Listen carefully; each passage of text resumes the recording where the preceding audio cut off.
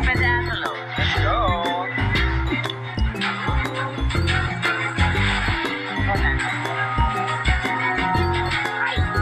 Titoy Aguila, Strange Frequencies, Taiwan Killer Hospital. Congratulations. Congratulations. To present the award is Victor Villegas.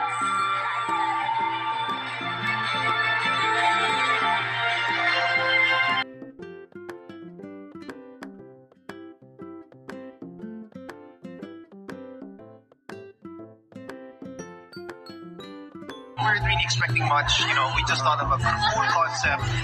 Compared to the other entries na talagang acting pieces, grand cast and everything. I'm just really happy to be part of the entry. And yeah, I'm a huge horror fan, so sana po magustuhan po ng mga manonood yung type of horror na ginawa namin. It's never really been seen before in Philippine cinema, so ang sarap din. And sarap din ang feeling ko na yung mga shots mo, kasi the whole film was shot by the actors na. Wala kaming cameraman, so ang sarap ng feeling, parang while watching it, uy, shot ko yan.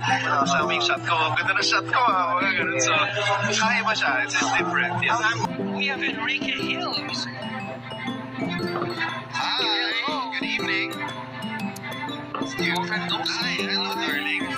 Beautiful. Very nice to meet you guys. And so tell us about your movie, about Strange Frequencies. Yes, it's a really different horror movie that you guys are normally used to.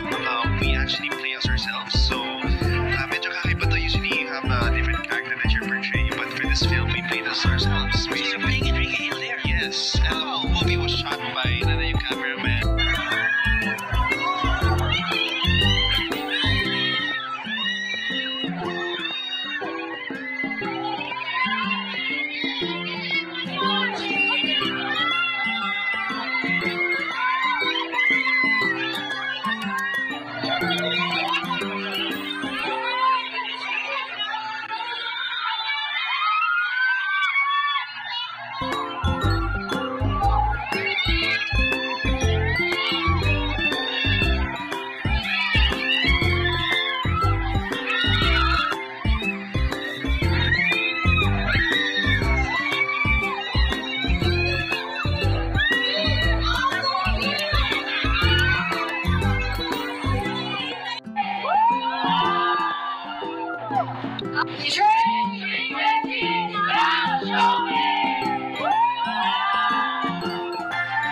Wow! Salamat sa MMFF Award Committee at Jurors. Strange Frequencies and cast, cool din sila, masarap sila ito. So salamat din sa inyo. Ang team na